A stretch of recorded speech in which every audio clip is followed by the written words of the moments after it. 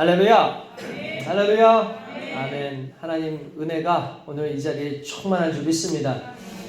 특별히 우리 수술을 잘 마치시고 우리 윤명승 권사님께서 이렇게 오셨는데 우리 박수로 환영하세요.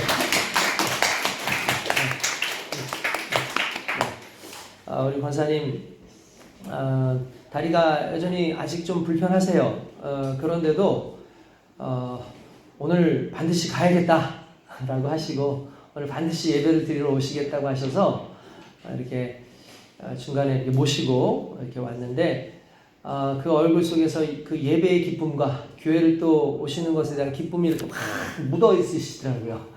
그래서 보는 것만으로도 제가 너무 감사했고 너무 행복했는데 우리 성도들도 같은 마음으로 지금 아마 환영하고 있는 줄 믿습니다.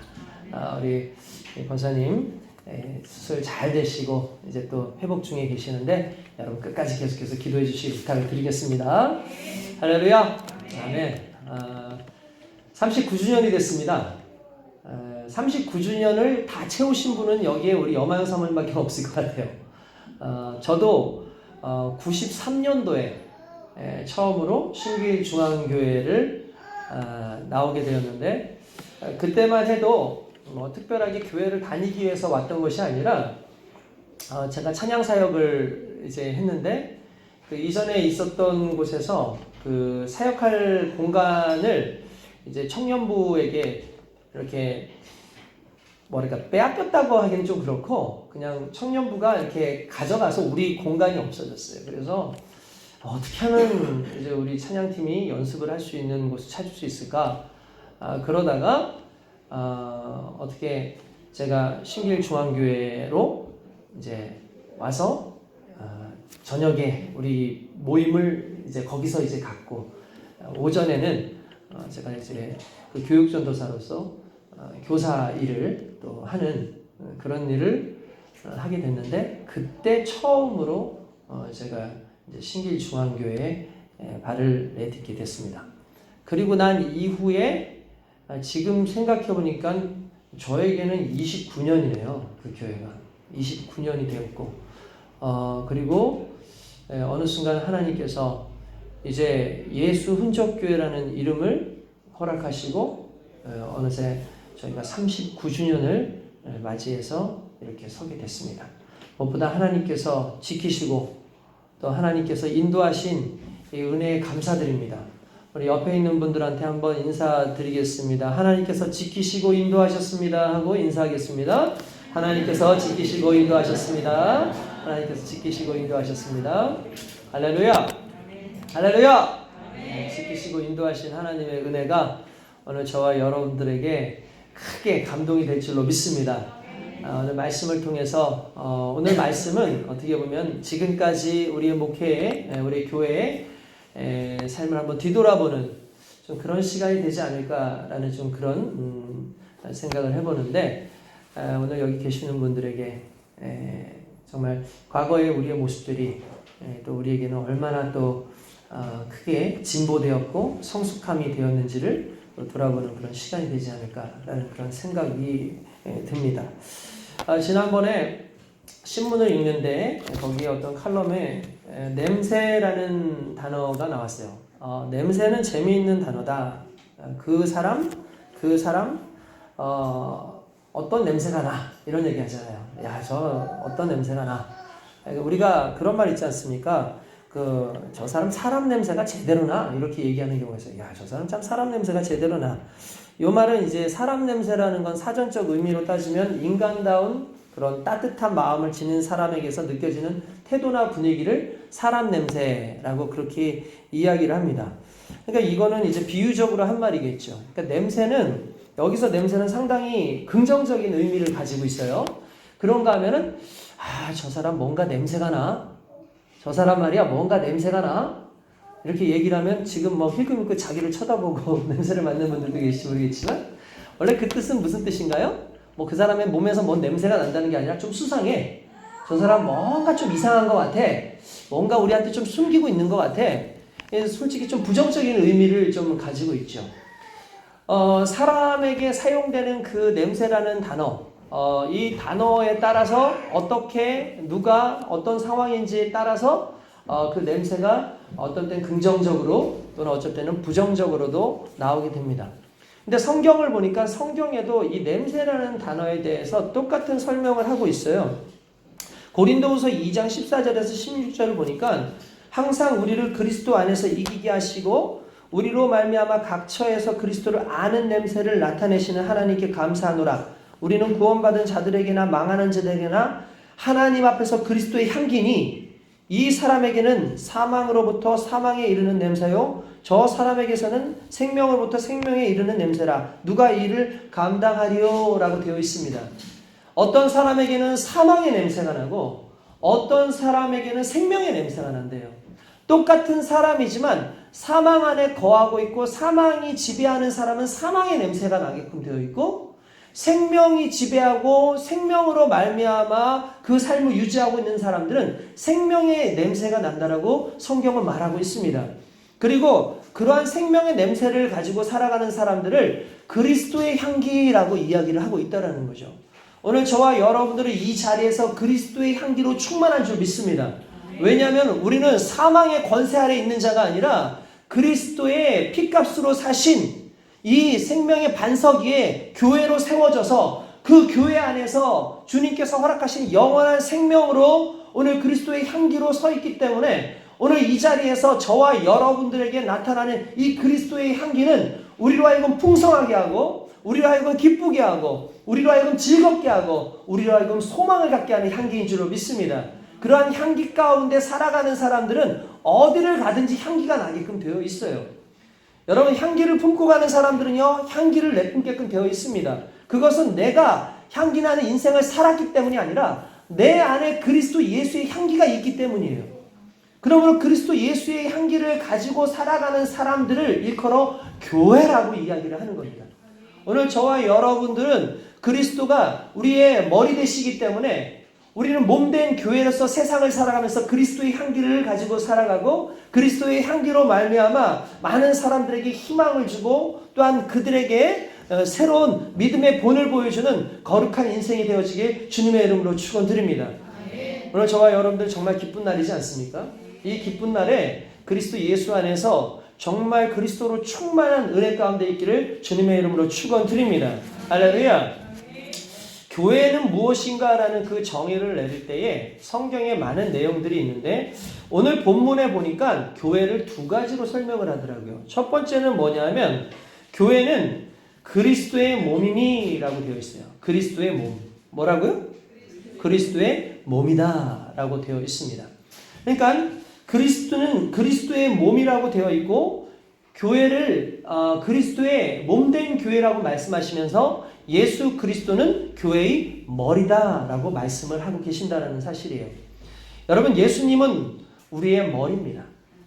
예수님과 우리는 이미 연합되어져 있고 뗄래야 뗄 수 있는 존재가 아니에요. 이미 누구나 그리스도 예수 안에 오게 되면은 그리스도 예수 안에 들어오게 되면 그리스도의 머리 되심이 우리를 지배하고 있고 그리스도의 지배하심을 통해서 살아가는 사람들이 바로 교회라는 것을 의미합니다. 할렐루야. 그렇기 때문에 오늘 저와 여러분들이 그리스도의 교회로서 오늘 이렇게 부르심을 받았다는 것은 우리가 그리스도의 사람이라는 것을 의미하는 것이고 그리스도 안에서 구원받았다는 것을 의미하는 것이고 그 구원의 기쁨을 누리고 살아가는 사람이라는 것을 의미하는 것이죠. 또한 성경에는 두 번째로 뭐라고 얘기하냐면은 오늘 교회는 그리스도의 충만이다 라고 그렇게 설교하고 있습니다. 말씀하고 있습니다. 여러분 그리스도의 충만이라는 개념을 한번 생각해 볼 필요가 있어요. 우리가 충만하다라는 얘기 많이 하지 않습니까? 성령 충만. 여러분 그렇죠? 성령 충만. 충만이라는 게 뭐예요? 가득 차 있다는 거죠. 너무 가득 차 있는 걸 충만이라고 이야기를 합니다. 그러니까 그리스도가 충만, 교회는 그리스도의 충만이다라는 말은 교회는 그리스도로 가득 차 있다는 거예요. 그리스도로 가득 차 있다는 거. 그러면 이제 우리는 그럼 그리스도의 충만이라는 게 뭐야? 오늘 여기도 계시고 여기도 계시고 여기도 계시고 물론 우리 하나님께서는 그리스도께서는 모든 것에 다 편재해 계시는 하나님이시지만 그리스도의 충만이라는 말을 한마디로 표현하면 그리스도의 다스림이라는 뜻이에요. 그리스도가 완전히 나를 제어하셔서 완전히 나에게 충만하셔서 그리스도로 살아가고 그리스도로 다스려지는 것. 이게 그리스도의 충만이에요. 성령의 충만 그러면 뭔가 기적이 나타나고 성령 충만하면 방언을 하고 성령 충만 그러면 어떠한 일정한 부분으로 우리는 생각하기 쉽지만 성령 충만이라는 건 성령의 지배하심을 받는다라는 뜻이죠. 성령이 100% 나에게 충만하신다라는 건 이제는 내가 나로 사는 것이 아니라 성령으로 사는 것이고 그리스도로 충만한다는 건 내가 사는 것이 아니라 그리스도로 산다는 거예요. 그렇기 때문에 우리가 사는 삶 하나하나가 그리스도께서 책임지시고 그리스도께서 나와 함께 하시는 삶이기 때문에 오늘 저와 여러분들이 그리스도로 충만하다라는 것은 결국 우리가 그리스도의 교회로서 하나님 안에서 기쁨으로 감사함으로 살아갈 수 있는 근거가 그리스도를 통해서 우리에게 이루어지고 있다는 것을 의미하는 겁니다. 오늘 그 생명의 주님이 오늘 저와 여러분들을 살리시고 저와 여러분들과 함께하는 줄 믿습니다. 여러분 결국 교회는 제가 자주 이야기하지만 교회는 이곳이 교회가 아니에요. 여러분들이 교회입니다. 제가 교회입니다. 그래서 누누이 자주 말씀드리지만 우리는 교회에서 와서 무엇을 하려고 그러고 교회에서 열심히 뭔가 봉사를 하려고 그러고 교회를 통해서 무언가를 끊임없이 우리가 공급받기를 원하고 그래서 이 교회가 잘 돼야 돼, 이 교회가 정말 우리가 잘 섬겨야 돼 라고 하지만 실은 교회는 섬김을 위해서 존재하는 것이 아니라 여러분 우리가 교회로서 존재하는 거예요. 그러니까 우리는 교회에 무언가를 하기 위해서 가는 것이 아니라 우리는 교회가 되기 위해서 존재하는 겁니다. 왜냐하면 그리스도 예수의 몸된 교회니까. 그리스도가 다스리시면 그게 교회인 거예요. 그러니까 오늘 저와 여러분들이 교회예요. 예수 흔적교회는 바로 그 교회들이 모여서 지어진 겁니다. 예수 흔적교회는 그 교회들이 모여서 하나님께서 맡겨주신 사명을 감당하는 거예요. 세상에 수많은 교회들이 있습니다. 그 수많은 교회에 다니는 모든 성도들이 교회죠. 그런데 중요한 건 예수 흔적교회에 다니는 교회의 성도들에게 예수 흔적교회에 하나님께서 허락하신 그 사명과 그 사역으로서 살아가도록 불러주신 거예요. 다른 교회의 성도들은 또 그 교회에서 그 교회의 이름으로 그 교회의 능력으로 또 그 교회의 원하시는 뜻대로 살아가기 위해서 그렇게 불러주시는 거예요. 그래서 교회는 흩어지는 것이 아니라 모일 때 역사하게 되어 있고 교회는 모여서 움직이고 이 모든 상황 속에서 그리스도의 능력을 발휘하면서 살게 되는 줄 믿습니다. 오늘 그리스도의 그 충만하심이 저와 여러분들에게 있길 주님의 이름으로 축원드립니다. 지금 생각해보면 우리 예수흔적교회가 정말 하나님의 은혜 가운데 지금까지 이렇게 지켜진 교회예요. 솔직히 수많은 위기도 있었고 정말 수많은 어려움도 있었습니다. 제가 처음 93년도에 신길동에 신길중앙교회에 처음 왔을 때 교회가 이제 크지 않지만 그곳에 이제 와 보니까 어른 성도들도 있었고 그리고 이제 어린 아이들이 상당히 많더라고요. 그래서 주일학교가 상당히 또 부흥되고 있는 그런 곳이었어요. 여러분들 아시겠지만 그 신길동이 지금은 많이 발전했어요. 여러분들 혹시 가보셨나요? 저는 이제 뭐 그쪽에 그쪽이 활동 반경 안에 들어가 있으니까 자주 가지만 지금은 우리 그쪽 아파트 다 섰습니다.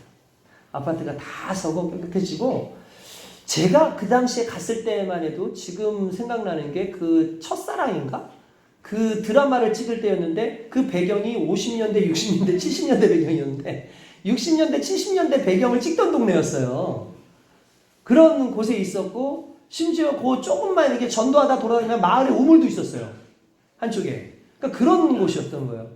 거의 대부분 살고 있는 사람들도 삶이 대부분 열악하고 뭐 여러분들 알지만 편부, 편모, 조선 가정이 상당히 많이 있어서 그곳에 이렇게 가보면은 그 제가 원래 살던 동네하고도 너무 달라가지고 상당히 제가 오는 게 불편한 곳이었어요.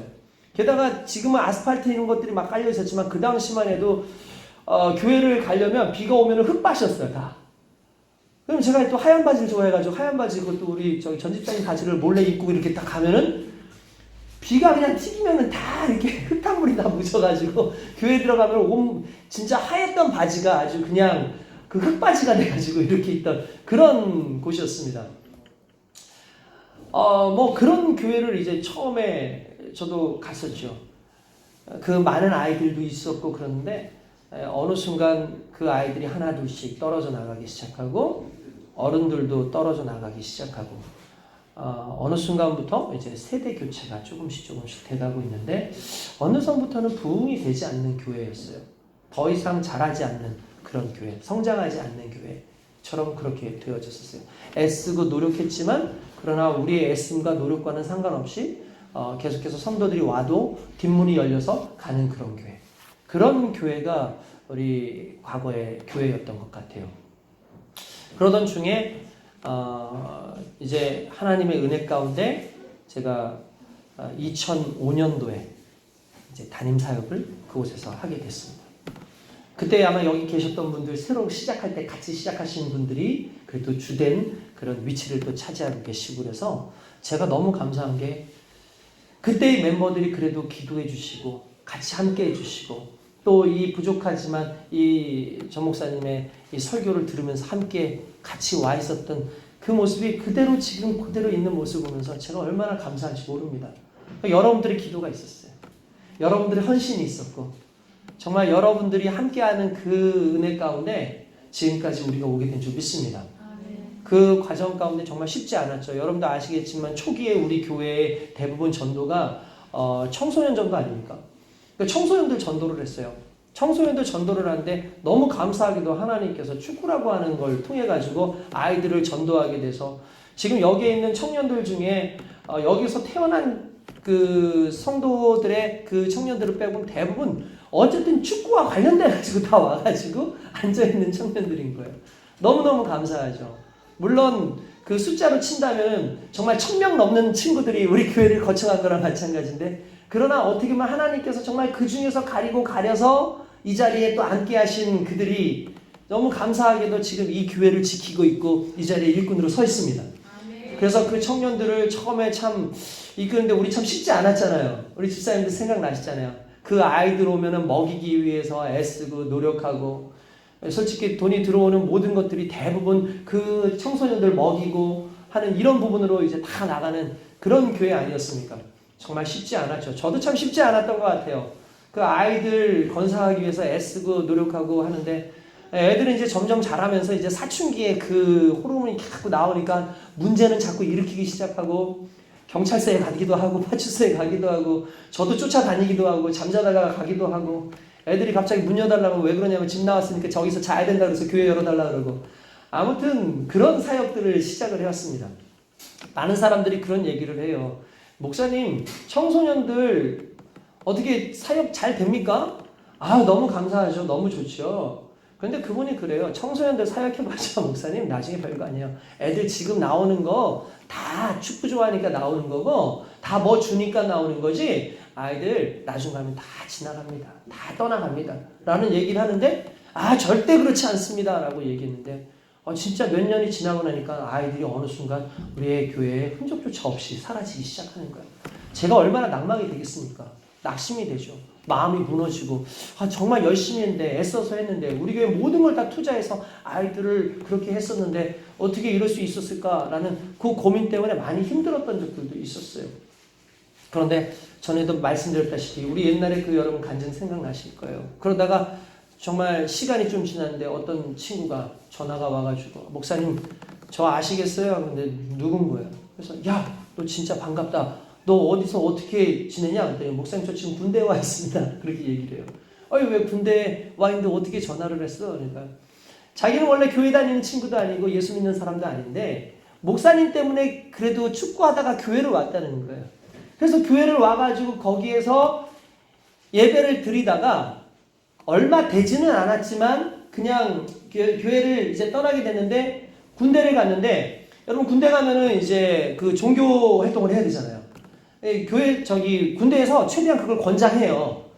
이제 군인들을 위해서, 군인들의 그 정신적 건강을 위해서도 그렇고, 관계도 그래서 자꾸 그런 건데, 너 뭐 갈래? 그러니까 자기가 그래도 교회 다녔던 그 생각이 나가지고, 목사님, 저 교회를 가겠습니다! 그러면서 이렇게 교회를 딱 가게 된 거예요.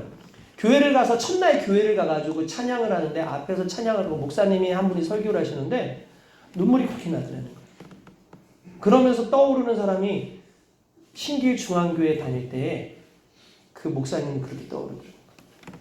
그 목사님이 그래도 자기들 위해서 그렇게 했던 거, 그 성도들이 자기들 오면은 다들 좋아해주고 기뻐해주는 거, 그게 생각이 나가지고 오늘 목사님한테 전화를 하지 않으면 안 될 것 같더래요.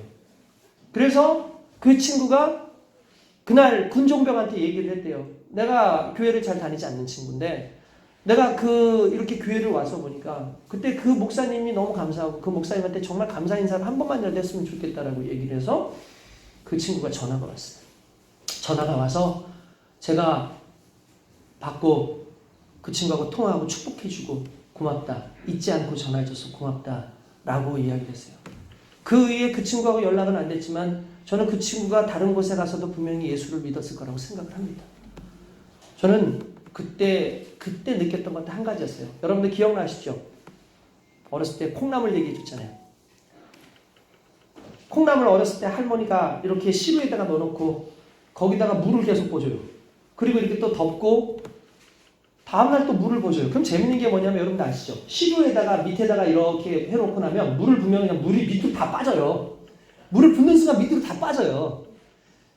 그런데 며칠 뒤에 이렇게 가보면 콩나물이 자라고 있어요. 물이 분명히 빠져가지고 이게 뭐 자라겠나 싶은데 적어도 흙이라도 있으면 이렇게 물을 머금고 이렇게 자랄 거 아니에요. 근데 물을 부으면 그게 쑥쑥 빠지는 거죠. 그래서 저거 뭐 하는 짓인가 어렸을 때는 그렇게 생각했는데 어느 날 보니까 거기에 콩나물이 맛있는 콩나물이 자라고 있는 거예요. 그때 느꼈던 갑자기 그게 생각이 나면서 그렇지 우리가 시루에다가 물을 붓는데 진짜 흔히 말하는 믿없는 독에 물을 붓는데 이게 정말 어리석은 일 같고 멍청한 일 같지만 믿없는 독에 물을 붓더니 콩나물이 자라요. 마찬가지였어요. 물론 우리를 거쳐갔던 수많은 아이들이 있고 우리를 거쳐갔던 수많은 아이들에게 우리가 정말 투자하고 그들에게 복음을 증거하고 나름대로 애써서 지금 당장 이 자리에 수많은 사람들이 오지는 못했어도 믿없는 돌에 정말 독에 물을 붓더니 콩나물이 자라는 것처럼 어느 순간 우리가 복음으로 심고 우리가 열정으로 심고 우리가 사랑으로 심었던 그 사랑이 열매를 맺어서 어느 곳에든지 가서 믿음 안에서 서는 귀한 역사가 일어나고 있는 줄 믿습니다. 저는 그런 친구들 종종 봤어요.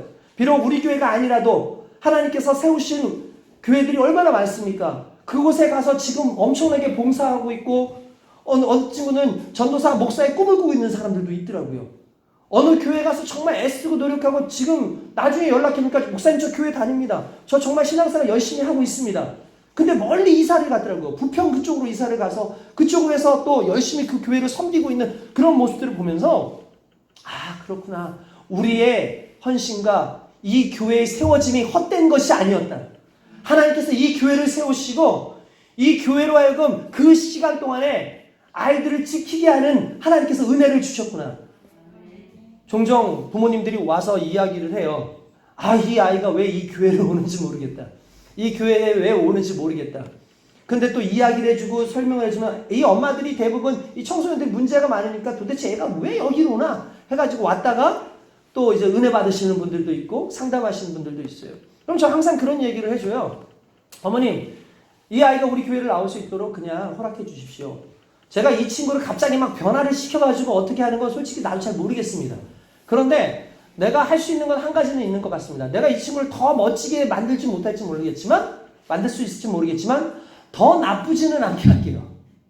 더 나쁘지는 않게 할게요. 왜냐하면 이 시간에 필요한 건 기다림이고 이 아이들한테 필요한 것은 결국 내가 아니라 하나님의 만져주심이기 때문에 제가 그 사역을 하겠습니다 라고 얘기를 했죠. 그 어머님들이 믿고 아이들을 보내주셨어요. 그 아이들을 품고 있는 동안에 생각해보니까 아, 그 시기 방황하던 그 시기에 우리가 했던 사역은 그 아이들을 지키는 사역이었구나. 우리 교회가 크지 않아요. 그죠? 39년 됐는데도 불구하고 39명 조금 넘게 앉은 것 같아요. 1년에 한 명씩만 증거해도.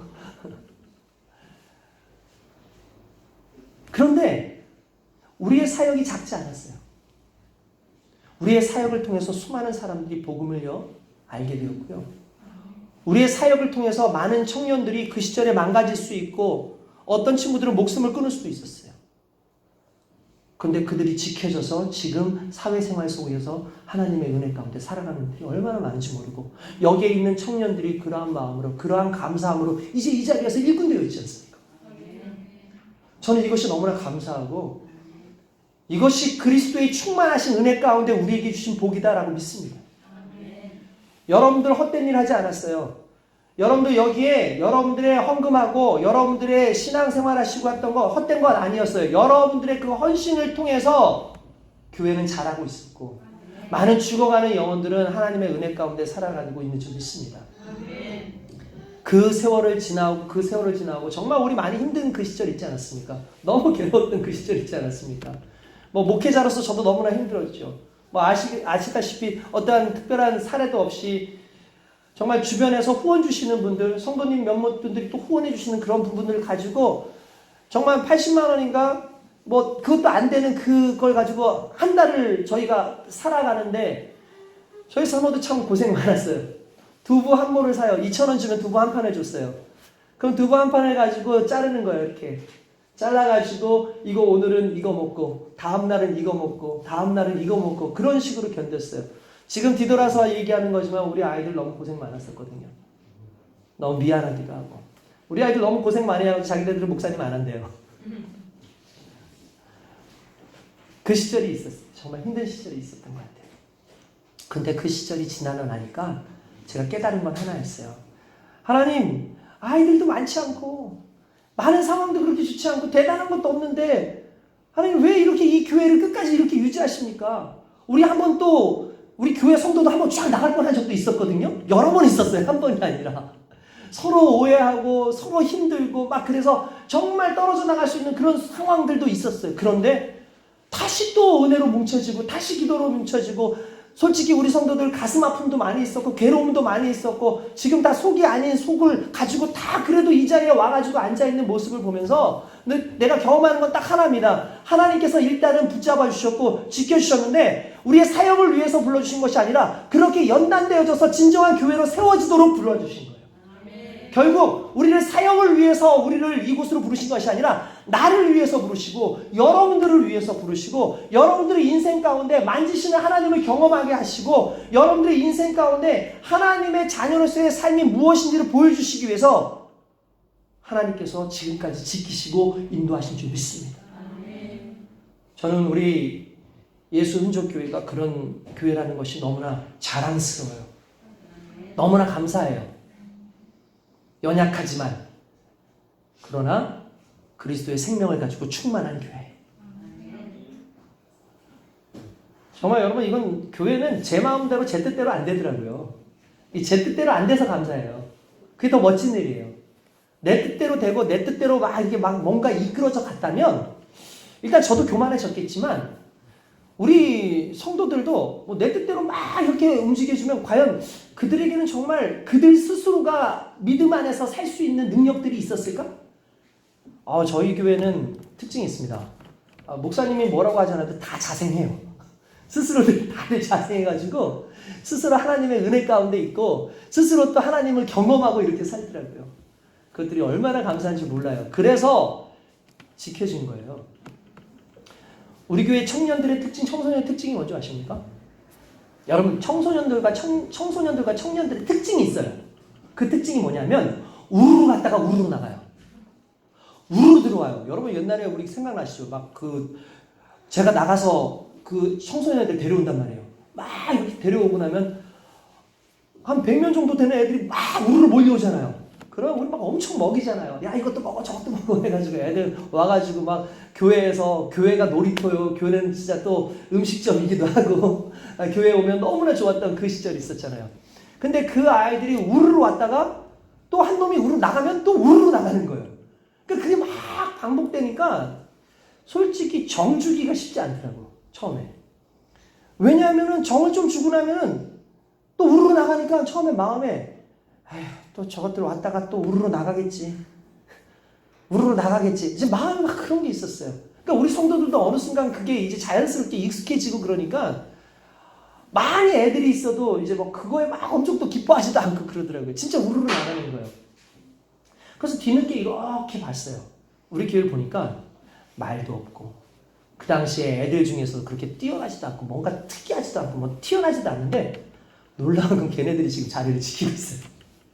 무슨 말이냐면 우르르 몰려온 애들이 아니라 정말 하나님의 은혜로 자발적으로 내가 이곳에 머물러 있어야 되는 그 이유와 내가 그리스도 예수를 1대1로 만나는 그 친구들이 이 자리에 남아있더라고요.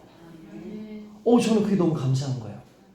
많은 숫자가 이곳에 오는 게 중요한 게 아니라 그리스도 예수를 만나는 사람이 중요한 거고, 그리스도 예수로 말미암아 거룩한 하나님의 뜻을 가지고 살아가는 자녀가 너무 중요한 것 같아요. 어느 순간 우리 교회가 하나님 안에서 이렇게 세워지기까지 정말 많은 연단도 있었고 정말 많은 힘듦도 있었지만, 그런데 그 과정 속에서 우리가 성장했고 우리가 또 하나님의 은혜로 지금 사역을 감당하고 있습니다. 저는 우리 교회 지금 너무 멋진 것 같아요. 우리 어른에서부터 우리 어린 친구들의 얘기까지 이르기까지 다들 정말 자신의 몫을 다 해주고 애쓰고 있다고 저는 믿습니다. 이제 우리에게 정말 맡겨진 사역의 큰 틀이 무엇일까를 좀 생각을 좀 해보게 되고, 정말 어려운 그 시절 우리 성도들도 정말 힘들었죠. 우리 성도들한테 전도를 하라 그랬더니 중요한 거는 이제 제가 그랬죠. 전도를 하든지 젊은 사람들이니까 둘 중에 하나다. 애를 낳아서 데려오든지 해라 그랬더니 우리 교회는 너무 순종을 잘해서 애를 낳아가지고 데려오더라고요. 왜? 그만큼 전도가 쉽지가 않아. 아시죠? 그래서 애들 낳는데 일단은 뭐 우리가 또 스타트를 끌어, 아니죠. 저 전집사님 스타트를 끌었구나. 애를 셋을 낳았더니 다 쪽으로 애를 셋을 낳는 거야. 여러분, 우리는요, 국가에 상당히 이바지하고 있는 그런 교회입니다. 그 성도들이 아이를 낳고 또 그 아이들이 벌써 자라서 이렇게 청년들이 되고 청소년들이 되어서 또 앉아있는 모습을 보면서 얼마나 감사할지 모릅니다. 그 모든 과정들이요, 하나님의 은혜예요. 그 하나님의 은혜를 가지고 오늘 우리가 또 이렇게 서 있는 건 아니겠습니까? 그 모든 과정 속에서 힘들고, 아시겠지만 또 우리 조합과의 그 싸움 속에서 얼마나 힘들었습니까? 성도들이 다 기도하고 힘들고 그것 때문에 어려워하고 했던 그거 전 지금도 생각납니다. 옮겨가는 과정 속에서도 그렇고, 지금 이 순간 코로나로 인해서도 너무 힘들었던 이 모든 시간들을 다 마치고도 불구하고 뒤돌아보니 하나님의 은혜입니다. 뒤돌아보니 하나님께서 지키셨습니다. 뒤돌아보니 하나님께서 세우셨습니다. 저는 이게 너무나 귀한 것 같아요. 그래서 우리 교회가 과연 무엇으로 충만해져야 됩니까? 무엇으로 충만해져야 됩니까? 지금 이렇게 자라나고 있고 하나님 앞에서 서가고 있는 우리 교회가 무엇으로 충만해져야 됩니까? 진아영이라고 하는 존스 홉킨스 대학의 그 소아정신과 의사 선생님이 있습니다. 혹시 들어보셨습니까? 진아영이라고 들어보셨나요? 네. 그분이 하는 강의를 하나 들은 적이 있었어요. 그분이 이런 강의를 하더라고요. 이분이 몸이 안 좋아요. 아파요. 몸이 아파서 자주 쓰러지고 많이 아파서 수술도 받고 그래서 상당히 힘들었던 분이에요. 근데 하나님 은혜로 결혼까지는 했어요. 결혼을 했는데 몸이 안 좋아서 그런지 모르겠지만 난임이에요. 여러분, 그 최근에 난임 환자들, 그러니까 불임 환자들이 상당히 많아요. 그 왜 그러냐면 일단 기본적으로 결혼하는 연령대가 늦어져요. 점점. 결혼하는 연령대가 늦어지니까 저는 옛날에 몰랐는데 그 난자의 숫자가 정해져 있더라고요. 난자의 숫자가 정해져 있어요. 그래서 그 개수가 사라지면은 아이를 갖는 게 점점 힘들어진대요. 그러니까 아이도 가능하면 빨리 갖는 게 중요하고 어느 일정한 나이 때까지 갖는 게 상당히 중요하더라고요. 근데 이분이 그 아이를 갖고 싶어서 난임 치료를 5년 동안 했는데 결국은 안 됐어요. 결국은 안 됐어요. 그래서 이분이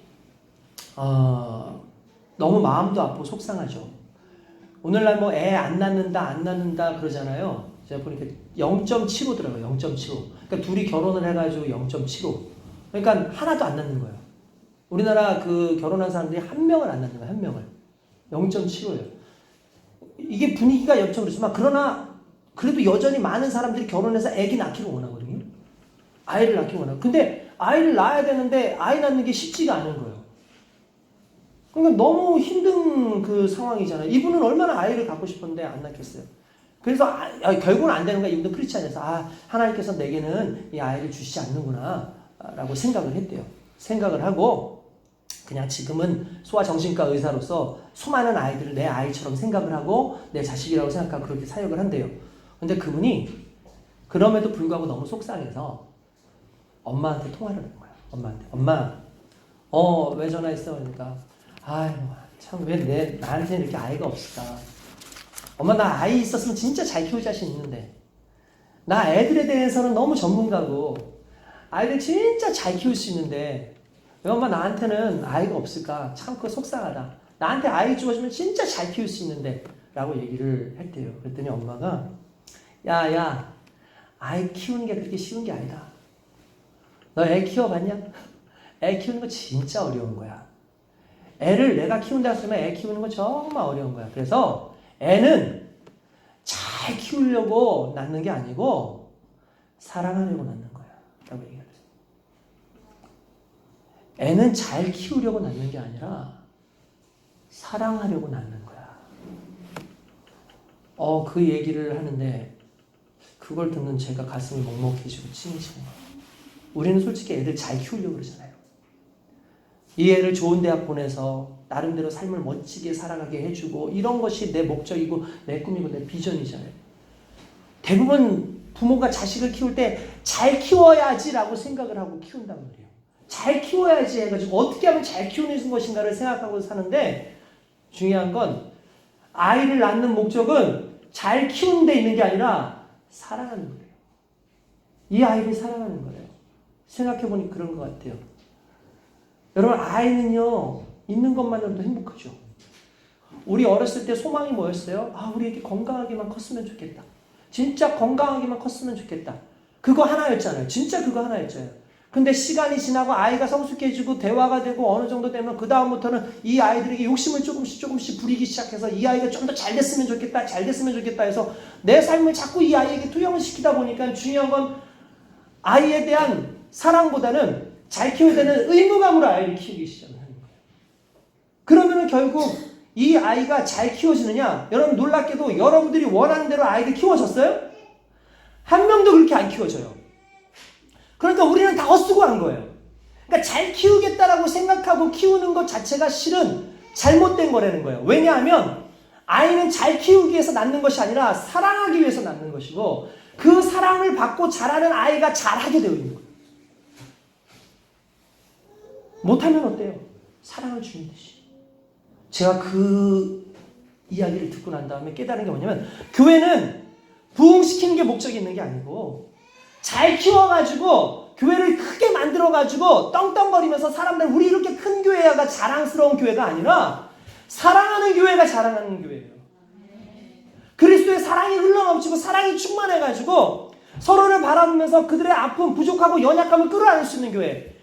이거 교회에 있어봤자 무슨 도움 되겠어? 이거 지금 청년부에 무슨 도움이 되겠어? 이거 장년부에 무슨 도움이 되겠어? 이 사람 이거 있어봤자 교회에 무슨 도움이 되겠어? 아니 나이도 많은데 무슨 교회에 도움이 될 수 있겠고 이렇게 어린애가 무슨 헌금을 하겠고 이런 정신상태를 가지고 무슨 교회를 위해 살 수 있겠어? 교회를 위해서 무엇을 하라고 불러주신 존재가 아니라 하나님께서 사랑하시기 위해서 부르신 존재고 성도가 서로 사랑하게끔 하기 위해서 부르신 존재가 교회입니다. 그래서 교회는 사랑으로 충만해져야 돼요. 그리스도의 사랑으로 충만한 사람들이 그리스도로 말미암아 서로 함께 사랑하게 되는 귀한 역사가 일어나게 되는 줄 믿습니다. 저와 여러분들이 사랑할 때요. 사랑하는 그리스도의 그 마음을 알게 돼요.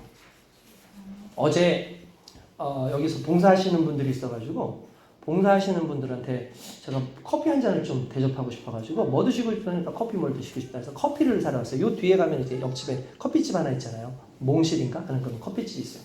커피집에 딱 들어가가지고 근데 그 커피는 북카페 같은 데요. 그래서 책들이 있어요.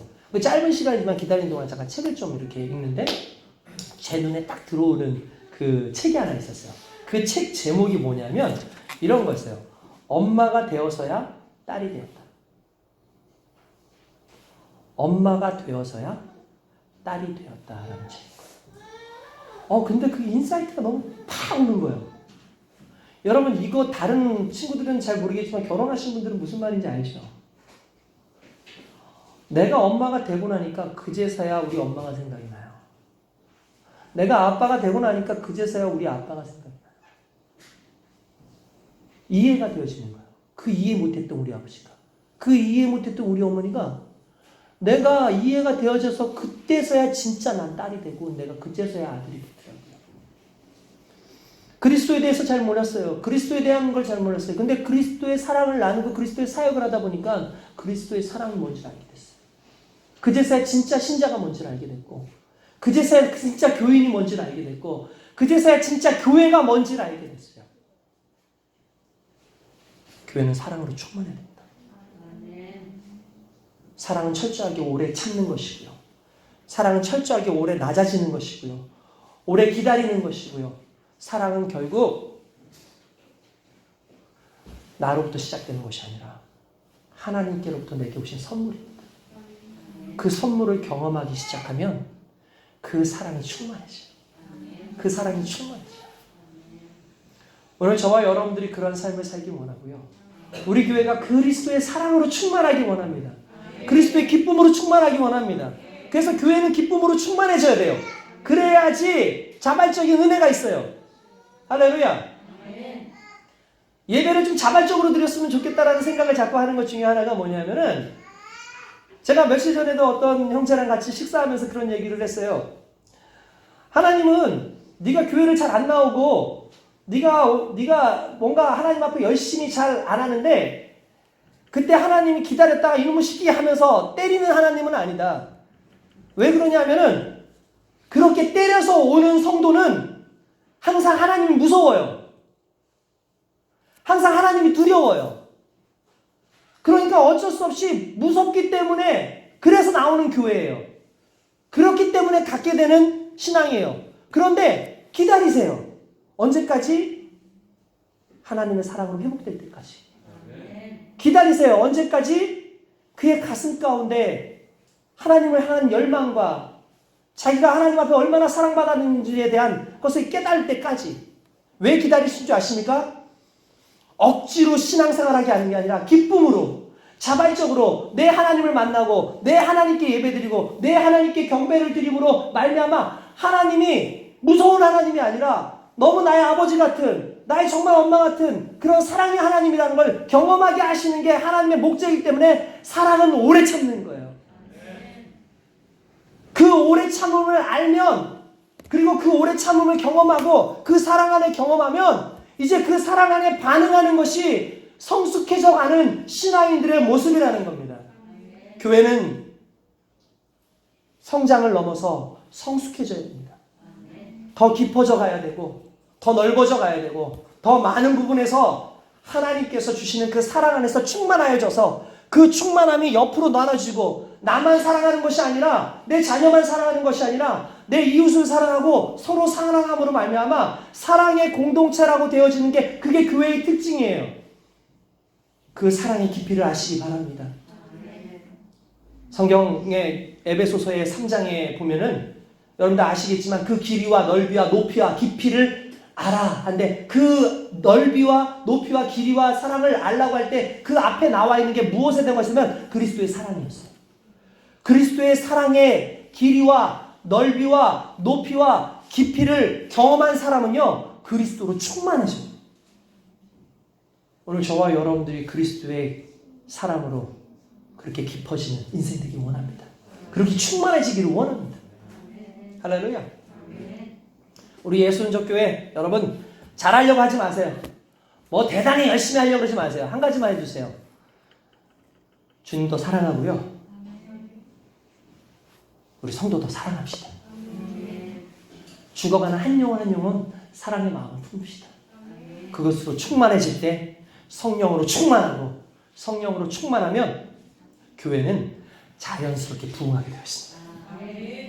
그 은혜 가운데 거하는 저와 여러분 되시기 바랍니다. 할렐루야. 그 주님이 오늘 이 자리에 여러분들을 부르셨습니다. 우리 옆에 있는 분들하고 앞뒤로 한번 인사합시다. 사랑합니다. 사랑합니다. 그리고 이렇게 합시다. 잘 오셨습니다. 당신의 교회입니다. 시작. 잘 오셨습니다. 당신의 교회입니다. 잘 오셨습니다. 당신의 교회입니다. 할렐루야. 주님 안에서 더욱더 사랑하는 귀한 교회 되시기 주님의 이름으로 축원드립니다. 할렐루야. 기도하겠습니다.